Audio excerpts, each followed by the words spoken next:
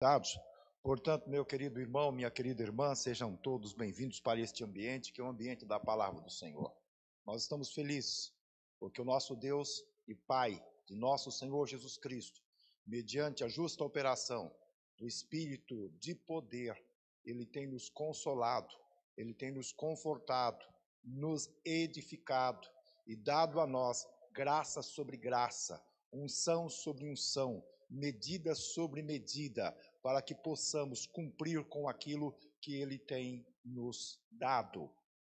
E eu quero aqui colocar uma coisa para você que diz respeito à nossa caminhada. Preste atenção, eu estou aqui pregando e graças a Deus nós estamos nos adequando para poder estar comunicando contigo acerca das coisas dos altos céus, mas a tua presença aqui faz uma falta muito grande para a gente.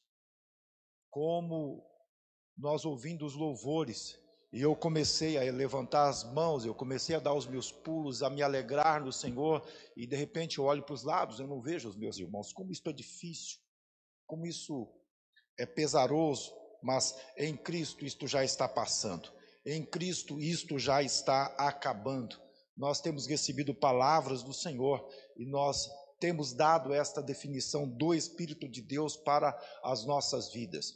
O Senhor pede para que lancemos fora todo medo, toda ansiedade, toda angústia, todo pesar, tudo aquilo que tem nos atormentado e nos perturbado.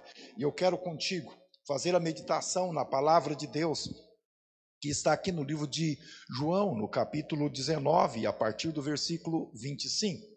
E a palavra nos diz o seguinte: estavam em pé, junto à cruz de Jesus, sua mãe e a irmã de sua mãe, e Maria, mulher de Clopas, e Maria Madalena. Ora, Jesus vendo ali sua mãe, e ao lado dela o discípulo a quem ele amava, disse à sua mãe: mulher, eis aí teu filho. Aleluia, aleluia. Então disse ao discípulo: eis aí tua mãe. E desde aquela hora o discípulo a recebeu em sua casa. Oh, aleluia, louvado seja Deus. Oh, glória a Deus, aleluia, aleluia. Neste texto o Senhor nos aponta a ausência do medo. Neste texto o Senhor nos aponta que devemos lançar fora todo o medo. Os dias que nós estamos vivendo são dias maus, são dias difíceis, são dias de turbulência, são dias de instabilidade, são dias de luta, não são dias bons. Portanto, eu quero contigo neste instante chamar-lhe a atenção para o seguinte aspecto. Nós temos dois grupos de pessoas e eu gostaria de que, enquanto igreja, nestes dois grupos de pessoas, pudéssemos assim nos posicionar. Por exemplo, tem aquele grupo que tem uma fé, eu chamo esta fé de fé cega. E que fé cega é esta, meu pastor? É aquela fé onde as pessoas não conseguem desenvolver um raciocínio do certo ou do errado. E nós sabemos que a doença está aí, Covid-19 está aí. Eu tenho um amigo que está, neste momento, graças a Deus, respirando naturalmente, mas o Jailton, policial militar em São Bernardo do Campo, esteve entubado, dentre outros que já estiveram e foram para a sepultura, outros que estiveram no seu isolamento, algo ocorrido, inclusive, dentro da nossa própria família. Então, se você ficar olhando e vendo a enfermidade e dizendo que ela não existe, e ignorando a enfermidade e querendo se expor, vai para o suicídio. Vai para o suicídio, isto é fato. Porque a minha fé pode ser de fato uma fé que ignora tudo isso. Mas acontece que as pessoas que estão ao meu redor podem não ter a mesma fé que eu tenha. E se eu chegar a ser um transmissor, ou se alguma coisa acontecer com esta pessoa por minha causa, eu terei uma irresponsabilidade, e eu não posso ser irresponsável. A Bíblia diz que é necessário que se venha escândalo, mas ai daqueles pelos quais venha o escândalo. Então, eu preciso de enxergar. Por um outro lado, nós temos enxergar isso. Por um outro lado, nós temos aqueles que são prudentes. E onde está a prudência? A prudência está exatamente no cuidado. Você pega o seu álcool gel e vai passando spray em tudo, vai se higienizando, tem cuidado com a roupa, não sai para a rua, não se expõe, usa máscara o tempo todo, tem preocupação com todos, enfim. A prudência ela tem que acontecer, mas só que de repente vai para um limite, a pessoa fica focada na mídia, fica focada na imprensa, fica focada em tudo quanto lhe é dito. E aí ela entra em pânico, ela entra em desespero, porque ela vai se entulhando, aquilo que é colocado na mente, no ouvido, vai para a mente, aquilo que ela vê, vai para a mente, e, enfim, ela fica desesperada, ela tem medo de tudo, ela entra em pânico. E aí, o que acontece? Ela não consegue andar. Eu estou falando com a igreja, preste atenção. Mesmo que eu tenha consciência que eu estou numa rede social, na internet, e que isto chega aos ouvidos de outras pessoas, mas o meu passo primário aqui é orientar os meus irmãos e as minhas irmãs. E agora eu estou abrindo isso e deixando muito claro de que a enfermidade existe e de que todas as informações que nos são passadas, elas são cabíveis. Porém, há necessidade de que se tenha um equilíbrio. Eu não posso ficar nos dois extremos. Eu não posso ter uma fé cega e ignorar a enfermidade, como também não posso ficar me entulhando de tudo quanto vão me passando e eu não ter a possibilidade de andar, de caminhar e de fazer nada. Porque nós estamos com uma sociedade funcionando e o essencial está funcionando. O Veronilson, ele trabalha com a Esfirraria Marrocos e está lá, delivery funcionando. Nós estamos com o Silas, que é um motoboy, e é essencial, ele está trabalhando. Nós temos água, nós temos luz, nós temos internet, nós temos os hipermercados, enfim, o que é que está acontecendo entre nós? Existe o essencial funcionando. E pelo essencial estar funcionando, nós temos que enxergar que a igreja, o evangelho, a palavra de Deus também é essencial. Essencial. Nós não vamos ser guiados por aquilo que o mundo está dizendo que é essencial. O que o mundo está dizendo que é essencial diz respeito à sociedade. E aí a igreja não pode funcionar. Os prédios estão fechados porque não pode ter aglomeração. Amém? Não vamos discutir a este respeito. Mas eu estou falando com você, enquanto igreja, que existe o nosso papel, a nossa vida cristã, que é a vida da oração, que é a vida da devoção, que é a vida do estar com Deus, que é a vida de se alimentar da palavra de Deus. As nossas células online precisam de estar funcionando. O nosso discipulado tem que estar funcionando. Existe o essencial, e nós precisamos de alcançar um crescimento em Deus.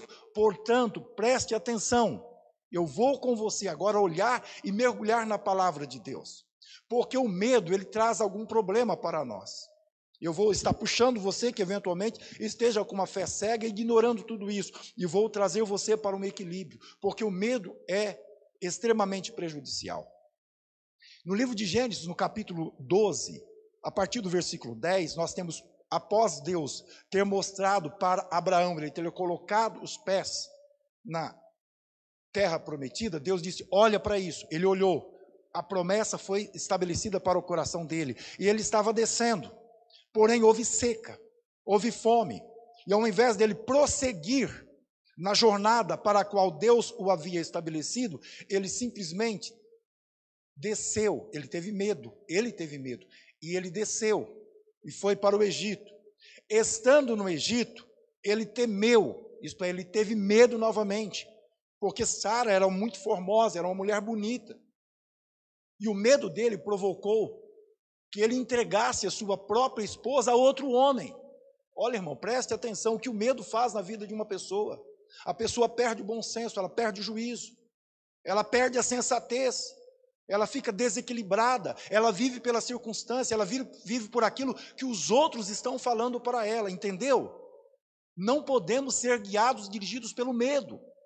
E aí, a gente avança um pouco mais. É óbvio, só para concluir esta parte de Abraão, Deus proveu, Deus esteve presente, Deus manifestou a sua graça, a sua bondade, a sua misericórdia, interviu na história de Abraão e deu a bênção para ele. Mas ficou o registro da correção, em que serve para nós nos dias de hoje. Um outro caso está com Elias. Elias, 1 Reis capítulo 19, após ter vencido a batalha com os profetas de Baal, e quando Acabe chegou e relatou para Jezabel, e ela, muito enfurecida, simplesmente disse: que os deuses façam comigo o que quiserem. Vou usar esta linguagem aqui para simplificar. Se amanhã, a estas horas, Elias não estiver morto, preste atenção, um moço usado por Deus, que viu a glória de Deus acontecendo, o poder de Deus se manifestando, o altar sendo queimado com o sacrifício que ele havia ali colocado pelo fogo da glória de Deus. Os inimigos foram destituídos e ele teve a oportunidade de contemplar o povo gritando: só o Senhor é Deus, só Deus é o Senhor. E aí, quando esta filha de Baal, filha de Belial, esta instrumento de Satanás, diz para ele que iria matá-lo, ele simplesmente sai correndo, e o medo o levou para o deserto. Isto é, ele viu o medo, ele viu a morte, teve medo da morte, e ao ir para o deserto, sabe o que encontra no deserto? Morte. Ele foi em direção a uma caverna, ele deixou o seu servo, ele não tinha o que comer, ele foi sustentado por Deus, porque Deus não abandona os seus filhos, porque há da parte de Deus um propósito. E Deus guardou Elias, mas ele foi exatamente nesse ambiente de morte, e passando por todas as privações e tribulações, e estando na caverna. O que tem na caverna? Morte, irmãos. E ele simplesmente chega lá e diz: Senhor, pode tirar a minha vida agora, já chega, já basta. O Senhor Deus, não. Deus chamou a atenção de Elias. Não, ainda há um propósito. Você tem que ungir um rei, você tem que levantar um profeta, você tem mais coisas por fazer. O propósito de Deus para os seus filhos é o propósito de Deus para os seus filhos. Eu só estou lhe chamando a atenção que você não deve ser guiado pelo medo e pelas circunstâncias. Você tem que estar firmado no Senhor. Não é o que o mundo está dizendo, não é Covid-19 que vai tirar você do centro da vontade de Deus, não é o que a mídia está dizendo que vai arrancar você do propósito de Deus. Você tem que entender o que Deus está fazendo, realinhando, reposicionando a igreja, fortalecendo a igreja. E quando eu falo igreja, é o povo de Deus nesta terra. Simplesmente nós estamos fortalecidos no Senhor. Nós sairemos dessa muito maior, muito melhor, muito mais edificado. Nós estamos em tempo de alinhar, de afiar machado, de alinhar o nosso discipulado, a nossa visão, porque uma grande colheita Deus tem para nós nestes dias. Diga comigo aí, aleluia. Eu não posso ver você, mas escreve aí, dá um retorno para o pastor aí, porque pelo menos vai me alegrando meu coração. Eu vou percebendo que você está aí. Dá um glória a Deus, dá uma aleluia, põe fogo aí, concorda com a palavra, aleluia. Amém? Aí eu tenho para você exatamente o texto que nós acabamos de ler. E você sabe o contexto da crucificação de Jesus. Pedro negou Cristo 3 vezes. Por quê? Porque ele estava com medo. Ele ficou assustado. Todos os discípulos se assustaram. Cadê os 120 do cenáculo? Fugiram. Cadê os 500? Fugiram. Cadê a multidão que recebeu a multiplicação dos pães? Não estavam presentes. Todos estavam com medo. E o medo provocou nesta gente a ausência de estar contemplando a cruz. Mas quem é que estava na cruz? Quem é que estava lá aos pés da cruz, vendo Cristo? As mulheres. Lá estava Maria Madalena, lá estava Maria, lá estava Cleopas, estava lá, contemplando. Mas com estas irmãs, quem também estava? O discípulo amado, o discípulo João, aquele que recostara-se aos ombros de Jesus no dia da ceia. Aquele que Jesus, quando indagado por Pedro, e o que será? O Senhor simplesmente disse: olha, preste atenção, se eu quero que ele fique até que eu venha, que te importa a ti? Meu irmão, minha irmã, eu venho agora aqui, e razão pela qual a gente deixou esta cruz, o Senhor estava na cruz, a nossa cruz está vazia, porque Ele já foi crucificado, porque Cristo já ressuscitou, mas ela traz aqui um símbolo, e eles olhando para a cruz, Jesus da cruz simplesmente diz: eis aí a tua mãe, eis aí o teu filho. E daquele momento em diante, o que é que acontecera? O que é que acontecera? Ele pegou a mãe de Jesus, Maria, e a levou para a sua casa. Então ela passou a cuidar de João, a mesma coisa que havia cuidado de Jesus desde da sua concepção até os 30 anos de idade. Porque 3 anos e meio ele ficou na caminhada da fé, cumprindo o seu ministério. Mas o medo permitiu que os outros se ausentassem, e depois Jesus teve que chamar os demais, provocar neles a coragem, dar para eles o Espírito Santo, e incentivá-los para uma missão. E eles perderam a parte melhor, que de fato foi sentirem-se amados pelo Senhor. João estava ali dizendo: se é pelo Senhor, pode me matar. Se levar o meu Senhor, pode me levar também. Eu não temo o que vocês possam fazer comigo, porque eu me sinto amado por Ele, eu fui encontrado por Ele. Este sacrifício diz respeito ao perdão dos meus pecados, à minha remissão, à minha redenção. Eu estou de fato já também sendo crucificado com Ele, porque a sua morte vai me trazer a vida. Ele está crucificando as minhas enfermidades, Ele já levou o meu medo, Ele já levou a minha depressão, Ele está levando aí no Calvário a minha angústia. O castigo que estava imposto sobre a minha vida, Ele está retirando com a sua morte. João está contemplando e dizendo: quão grande amor, quão imensurável amor é esse, como eu estou me sentindo amado por Ele, como tudo Ele está fazendo por minha causa, e nem tão somente por mim, mas por todos quanto ouvirem esta palavra e crerem no seu nome. Aleluia! E o Apocalipse é o resultado de tudo isso, porque lá estava ele velho, já de idade, com os seus 90 e poucos anos, e o Senhor simplesmente lhe apareceu, trazendo-lhe as revelações eternas. Sabe o que medo ele provoca na pessoa? Sai do centro da vontade de Deus, perde oportunidades, não cumpre o propósito de Deus. E veja que lindas as revelações do Apocalipse. Veja que coisa linda, que coisa gloriosa. Ele conseguiu ver ao Senhor, ele conseguiu contemplar o Senhor, ele colocou o seu rosto em terra, ele se prostrou, ele adorou, e aí o Senhor tocou-lhe e disse: levanta-te, levanta-te, porque eu vou falar. E pegue a caneta e o papel, isto é, pega o seu tablet aí, pega o seu computador aí, pega o seu meio de registrar, porque eu quero agora que você escreve no que eu tenho a dizer para a igreja. E ele teve revelação, ele conseguiu contemplar, porque o Senhor o levou em espírito aos céus. Olha que maravilha, a ausência do medo faz com que a gente desfrute de coisas grandiosas, de coisas gloriosas.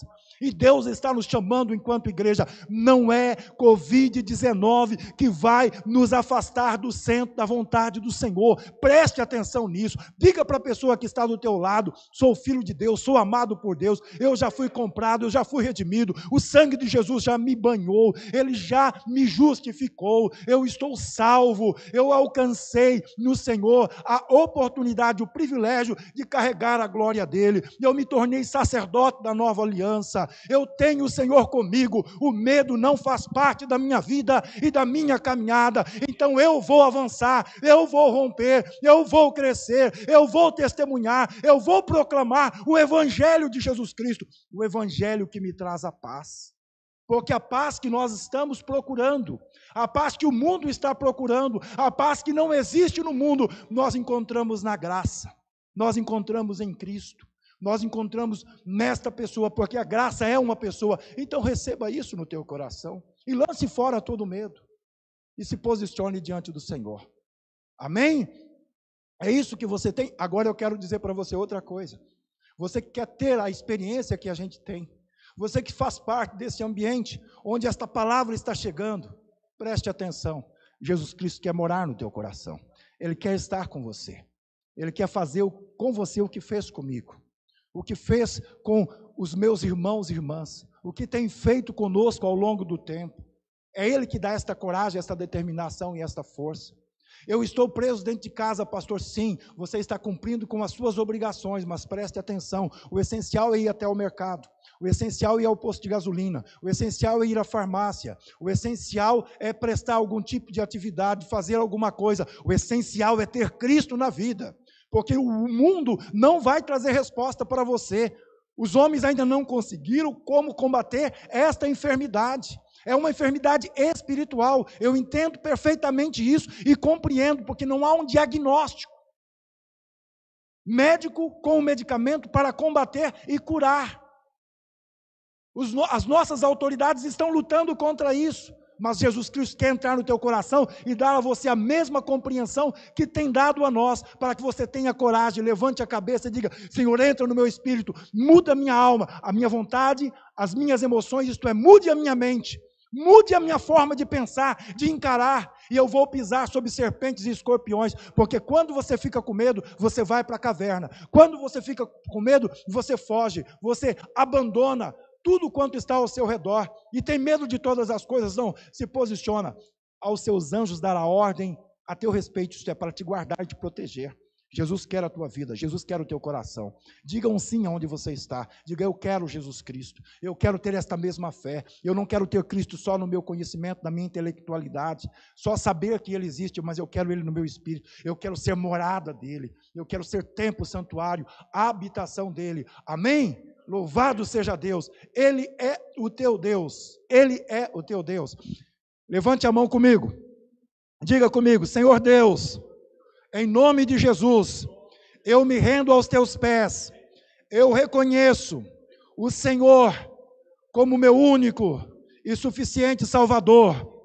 O teu sacrifício na cruz do Calvário me deu vida, e eu estou aqui como João, como as mulheres, Maria Madalena, Maria e as outras mulheres que estavam lá sem medo, enfrentando a morte, mas crendo no teu poder, em nome de Jesus Cristo. Nós sabemos que Ele é o nosso Deus.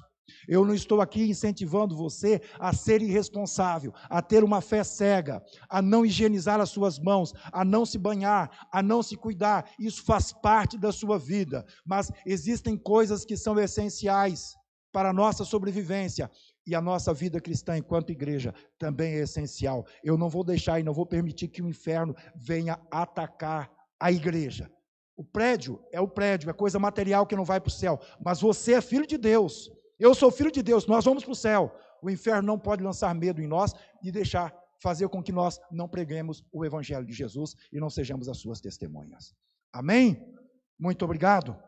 Chegamos ao final. Bênção de Deus. Tem uma palavra aí, meu